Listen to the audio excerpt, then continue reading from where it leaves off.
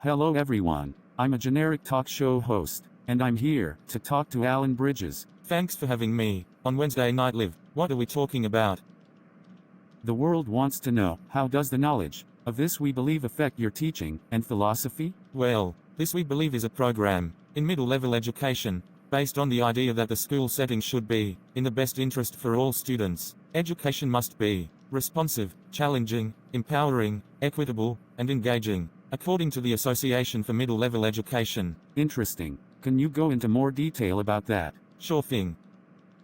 To be responsive, teachers need to pay attention to the respective needs of students. In doing so, figure out what works for young adolescents and what doesn't. I was talking to my cooperating teacher the other day, and he explained to me that there are standards that the state requires middle-level learners to learn. There's not a requirement on how to teach them, just as long as they're taught, and he uses it as an opportunity to structure lectures in a way that the students will learn from and pay attention to. Of course, it can't always be easy.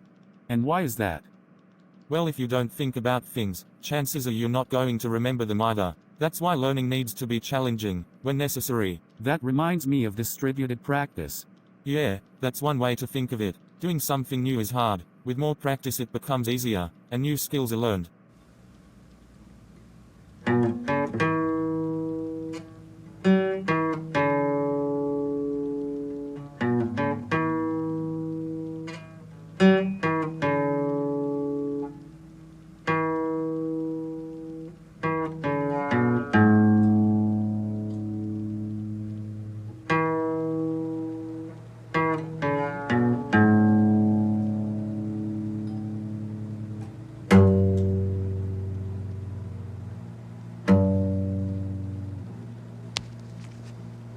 Let's pretend the air guitar animation lasted that whole time. Anyway, the intro to Wish You Were Here on guitar was challenging at first, but after a ton of practice, that's a warm-up for me. Putting it into an educational aspect, putting in effort to figure out a difficult part of a lesson, does help adolescents gather information in the long run. It becomes empowering for them to know that they made progress, and that their teachers were there to support them. Education also needs to be equitable. To make it so, the school environment should be a welcoming and inclusive environment. Everyone has a unique culture and background. They have their own lifestyles, identities, experiences, amount over things. It's my personal opinion that people should accept how people identify and present themselves, without question. Something I'm learning about is that other people might not have that same outlook or level of comfortability as I would. I mean this in a good way. I'm working on communicating with people whose opinions, beliefs are different than mine. People who aren't liberal like me. One of the ed puzzles for this module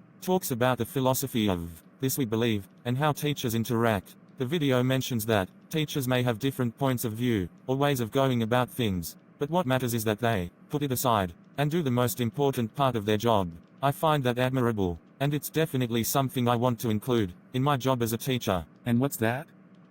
To be there for students when they need us. That's how this information affects my teaching statement. How else do you plan to use this information as a teacher? Good question. Hey Mr. Bridges. It's me, the principal. Do you have a moment to talk about your lesson plan? Of course, Mr. Insert Principal Name here. Well, I went over it. It seems like you rely on classroom discussion more so than homework.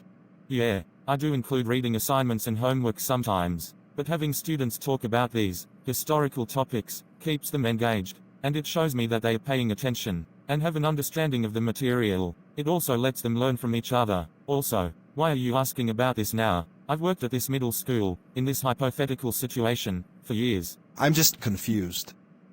Why do you plan to watch Hulk 2003 in class next week? Because it's the greatest movie of all time. Same old Alan.